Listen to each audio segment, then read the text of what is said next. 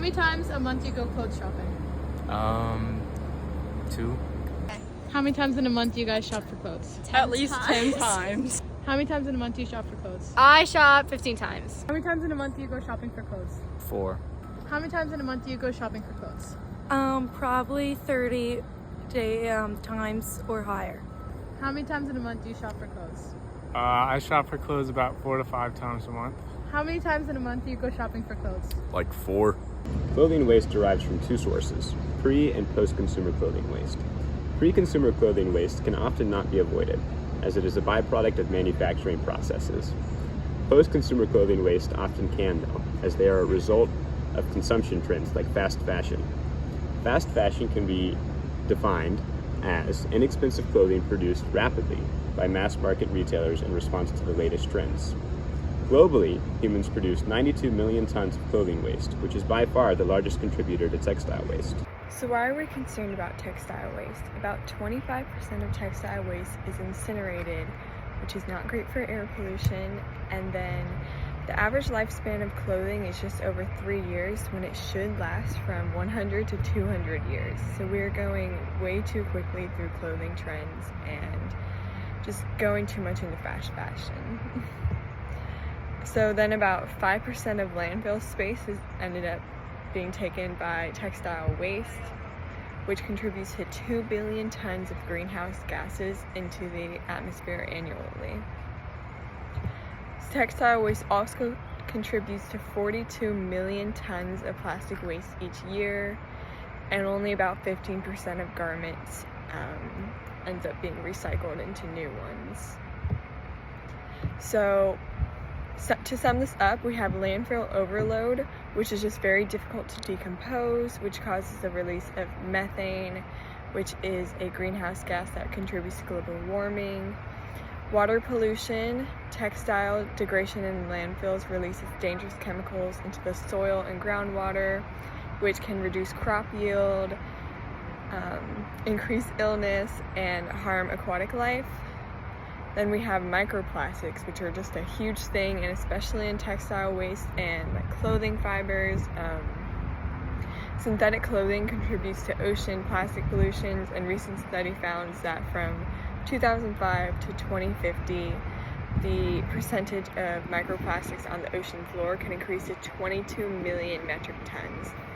And this is just really harmful for the aquatic life because it is difficult for them to filter, and it accumulates in their environment, which then we can absorb and have all those microplastics in our body. So textile waste is definitely a big issue that we need to tackle. We researched multiple different previous solutions. However, we found that they're not very effective, and we're going to talk about why. So the first one that I found was the promotion of a more sustainable fashion using the cut and sew slow fashion technique. So this method basically cuts the fabric into specific patterns and stitches them together.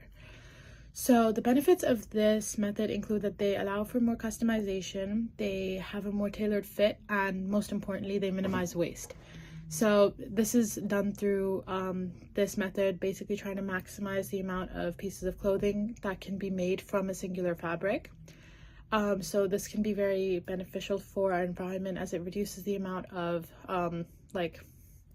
pieces of scraps that are thrown away by companies in general.